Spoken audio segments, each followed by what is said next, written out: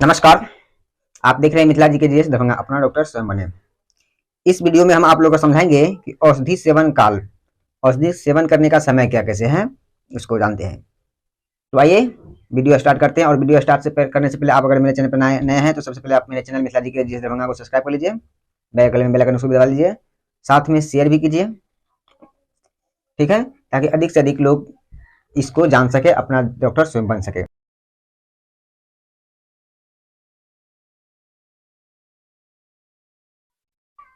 तो आइए, रोगी तथा रोगों की अवस्था देखकर चिकित्सक अनेक कालों में औषधि सेवन करने का जो है सो नियम बताया है। परंतु सुश्रुत ऋषि ने भी औषधि सेवन के लिए 10 समय बताए हैं, 10 नियम बताए हैं। 10 काल अर्थात समय, काल का मतलब होता है समय, है ना। 10 काल बताए हैं, 10 नियम बताए हैं, 10 समय बताए हैं। तो आइए हम सर्वप्रथम बता दें आपको कि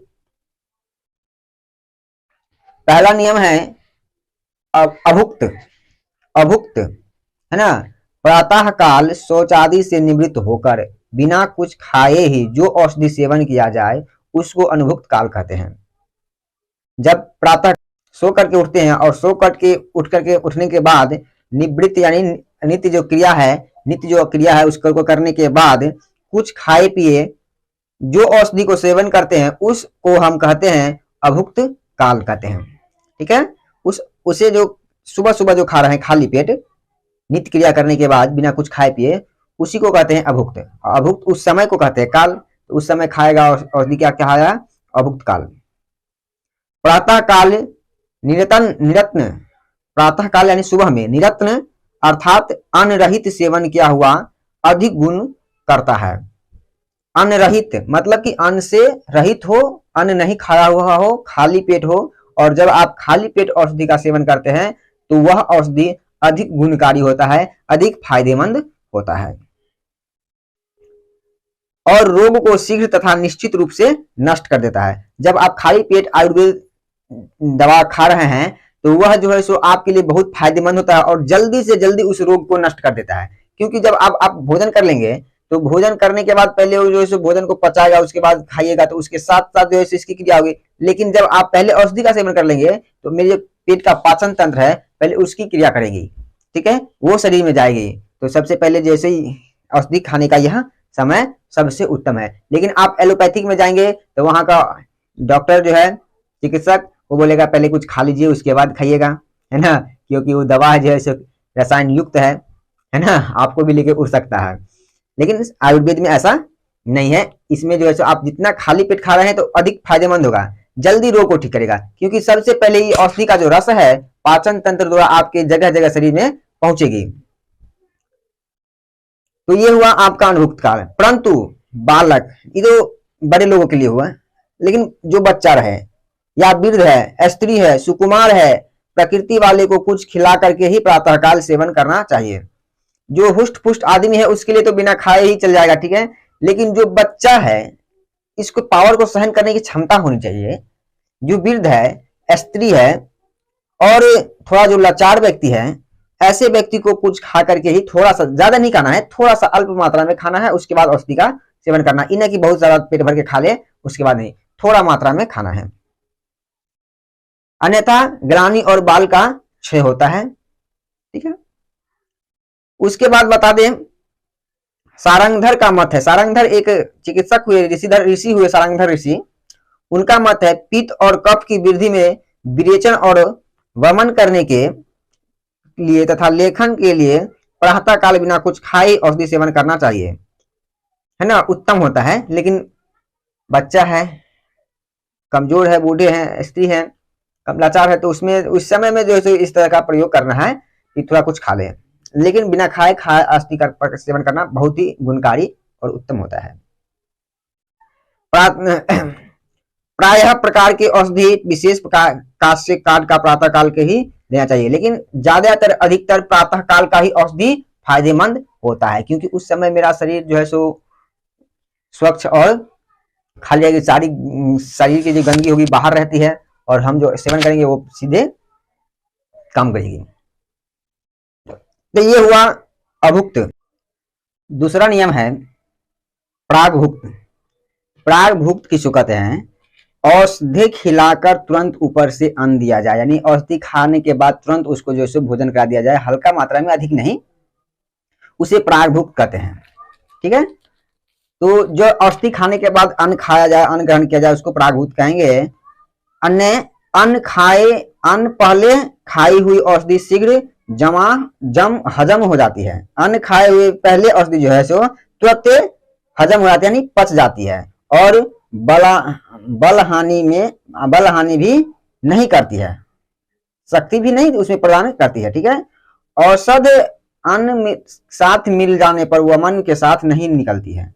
जब औषधि अन्न के साथ मिल जाएगी तो वह जो है सो उतनी क्रिया नहीं करेगी, वह अन्न के साथ जो है सो निकल नहीं पाती है। भागवत ऋषि का नाम सुने होंगे, है ना?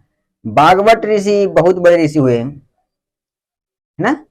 तो भागवत कहते हैं कि अपान वायु के विकारों से, अपान वायु के विकारों में नाभि के नीचे बल देने के लिए तथा उसके विकारों को शांत करने के लिए और शरीर को पतला करने के लिए प्रागभूत औषध देना चाहिए। जब कोई आदमी जो है सो अधिक मोटा गया है ना, तो उसकी मोटापा कम करनी है, औषधि खा रहे हैं और उसकी मोटापा कम आएगी, तो इसमें प्रागभूत नियम का पालन करेंगे। ठीक है, तब जाकर के इसकी शक्ति जो है सो कमेगी। तीसरा नियम है अधोभुक्त। अधोभुक्त क्या कहता है कि अन्न खाकर तत्काल ही जो औषधि लिया जाए उसे अधोभुक्त कहते हैं। तुरंत अन्न खाए, खाना खाया, तुरंत औषधि खाना शुरू कर दिए, उसको अधोभुक्त कहेंगे। अन्न खाकर ऊपर से सेवन की हुई औषधि नाभि से ऊपर होने वाले रोग को दूर करती है। तीसरा नियम है अधोभुक्त। अधोभुक्त कहता है कि अन्न खाकर तत्काल जो औषधि खा लिया जाए, अन्न खाया तुरंत जो है उसके तत्काल औषधि खाया जाए, उसको अधोभुक्त कहते हैं। और अन्न खाकर ऊपर से सेवन की हुई जो औषधि है वो क्या करते हैं, जो नाभि है, इस नाभि के जो ऊपर की रोग है उसको ठीक करने में काफी सहायक होती है। अन्न खा करके जो औषधि सेवन करेंगे वो, अब नाभि के नीचे वाली भाग की जो औषधि है तो उसको अन्न खाने से पहले खाना है। ठीक है, उसकी नियम और कुछ है तो आपको हम बताएंगे आगे। तो अभी जो हम बताए अधोभुक्त में, अधोभुक्त क्या करती है, नाभि के ऊपर वाली रोगों को ठीक करती है। और अधोभुक्त का क्या नियम है कि अन्न खाकर तत्काल औषधियों का सेवन करना। ठीक है, और अवयवों को बल देती है। ठीक है, भागवत जी कहते हैं कि व्यान वायु के विकारों में प्रातः काल के भोजन के बाद और उदान वायु के विकारों में सायं काल के भोजन के बाद औषधि देनी चाहिए। ठीक है, अधोभुक्त के समय में खाई हुई औषधि शरीर को अस्थूल अर्थात मोटा बनाती है। आप अधोभुक्त में जो औषधि ग्रहण करते हैं उससे क्या होगा, शरीर आपका मोटा होता चला जाएगा, है ना? और प्रागभुक्त में क्या होता है, शरीर जो है सो पतला होता जाता है। ठीक है, तो जो मोटे व्यक्ति है अगर अपनी मोटापा कम करना चाहते हैं तो वो प्रागभुक्त नियम का पालन करेंगे, और जो पतले व्यक्ति है मोटा होना चाहते हैं तो अधोभुक्त नियम का पालन करेंगे, है ना? बड़ी आसान है। चौथा नियम है मध्यभुक्त। मध्यभुक्त, जो औषध आधा भोजन करके ली जाए और शेष भोजन ऊपर से किया जाए उसे मध्यभुक्त कहते हैं। मध्य मतलब बीच में, आधा, है ना? इसलिए उसका नाम दिया गया मध्यभुक्त। अब भूख लगा है 4 रोटी खाने का, 2 रोटी आप खाए हैं, 2 रोटी खाने के बाद औषधि खा लिए हैं, उसके बाद जो है आप 2 रोटी और खा लेंगे, तो ये हुआ मध्यभुक्त कि खाना आधे खाने के बाद बीच में दवा खा लिए, फिर आप जो ऊपर से खाना खा लिए, तो ये हुआ मध्यभुक्त। ठीक है, भोजन के मध्य में ली गई औषधि कोष्ठ में होने वाले रोगों को दूर करती है। तो जो भोजन करने के मध्य में जो औषधि ले रहे हैं वो औषधि जो है सो कोष्ठ में जो रोग हुई है उस रोग को ठीक करती है। भागवत जी कहते हैं कि समान वायु के विकार कोष्ठ रोगों के और पित्त रोगों में इन मध्यभुक्त के माध्यम से औषधि देनी चाहिए। 5वां नियम है अंतराभुक्त। अंतराभुक्त क्या करती है, तो जो औषध सवेरे और शाम भोजन के मध्य में ली जाए, अर्थात सवेरे के भोजन जीर्ण होने पर औषध खाई जाए और वह औषध जीर्ण होने पर शाम को खाया जाए तो उसे अंतराभुक्त कहते हैं। अंतराभुक्त में दी हुई औषधि हृदय और मन को बल देने वाली दीप्त और पथ्य होती है। अंतराभुक्त में हृदय और मन को बल प्रदान करने वाली होती है और दीप्त और पथ्य होती है।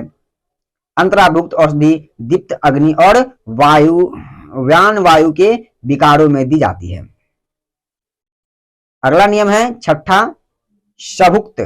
सभुक्त जो औषध अन्न के साथ दिया जाए, पकाए हुए अन्न में मिलाकर दिया जाए, उसको सभुक्त औषधि काल कहते हैं। मतलब जिसको अन्न के साथ ही मिलाकर के खाना है, वो पके हुए अन्न के साथ मिलाकर खाना है, तो उसको सभुक्त कहेंगे। ठीक है। सभुक्त औषध दुर्बल स्त्री, बालक, कुमार, सुकुमार, दुर्बल स्त्री, बालक, सुकुमार यानी कमजोर, वृद्ध और औषध लेना पसंद न करने वाले, अरुचि और सर्वांगत रोग में देना चाहिए। जो औषधि खाना नहीं चाहता है, पसंद नहीं करता है, आप उसको औषधि देख करके एलर्जी हो रहा है कि हम नहीं खाएंगे, तो उस स्थिति में ऐसे व्यक्ति को छुपा करके खाना में मिला करके उसको दिया जाता है, उसको सभुक्त कहते हैं, है ना। कि खाना के माध्यम से उसे खा लेगा, पता भी नहीं चलेगा, है ना, तो उसको सभुक्त कहते हैं। पांचवा नियम है सामुदग। सामुदग क्या होता है? जो पाचन, अवहेल, चूर्ण आदि औषध लघु और अल्प अन्न आदि के और अंत में दिया जाए, उसको सामुद्ग कहते हैं। सामुद्ग औषधि हिक्का, कंप और आक्षेप में तथा जब दोष अधो मार्ग तथा उद्धर्व मार्ग दोनों में फैले हों तब देनी चाहिए, अन्यथा नहीं देनी चाहिए। आठवां है मुहुर्मुह। मुहुर्मुह अन्न के साथ अथवा खाली पेट अर्थात भूखे ही में जो बारंबार औषधि दिया जाए, उसे मुहुर्मुह औषधि कहते हैं। ठीक है। बता दें आपको कि सांस बढ़ी हुई हो, खांसी, हिचकी, वमन, तृषा और पित्त विकारों में बारंबार औषधि देनी चाहिए, इससे जल्दी उसको नष्ट करती है। नौवां नियम है सग्रास। जो औषध प्रत्येक ग्रास में या कुछ ग्रासों में मिलाकर दिया जाए, उसको सग्रास कहते हैं। मंदा अग्नि वाले को उठाराग्नि प्राप्ति करने के लिए चूर्ण, अवहेलन, गुटिका आदि का तथा बाजीकर औषधि सग्रास अर्थात कौर में मिलाकर देनी चाहिए। खाना खाते ना, तो इसको एक बार मुंह में आते उसको एक कौर कहते हैं, है ना, उसमें मिला करके उसको उस तरह से मिला करके खाना चाहिए, देना चाहिए। 10वां और आखिरी नियम है ग्रासांतर। ग्रासांतर यानी ग्रास में अंतर, है ना। औषध यदि 2 ग्रासों के बीच में दिया जाए तो उसको ग्रासांतर कहते हैं। 2 ग्रास मतलब जो खाना खाते हैं आप लोग, कौर जिसको कहते हैं, है ना, उसी को ग्रास कहते हैं। ग्रास मतलब निकलना, खाना। एक बार खाए, 2 बार खाए, फिर औषध, फिर ऐसे यही कहे कि 2 ग्रासों के बीच में जो दिया जाए उसको ग्रासांतरण औषध काल कहते हैं। वमन कराने वाले, धूम और श्वास काश आदि में प्रसिद्ध गुण वाले अवहेल 2 ग्रासों के बीच में देना चाहिए।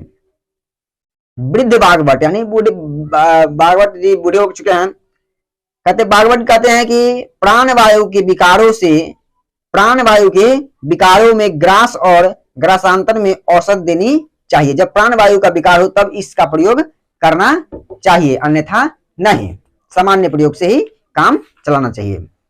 ठीक है। तो ये हुआ आपका औषध सेवन करने का काल। तो 10 काल आप समझ गए हैं, और अगले वीडियो में हम लोग समझेंगे अनुपात, औषधि का अनुपात हम लोग समझेंगे। ठीक है। मिलते हैं अगले वीडियो में। अब अगर अभी तक मेरे चैनल मिथिला जी के जेएस दरभंगा को सब्सक्राइब नहीं किए हैं तो मिथिला जी के जेएस दरभंगा को सब्सक्राइब कर लीजिए, बगल में बेल आइकन उसको भी दबा दीजिए, साथ में शेयर भी कर दीजिए।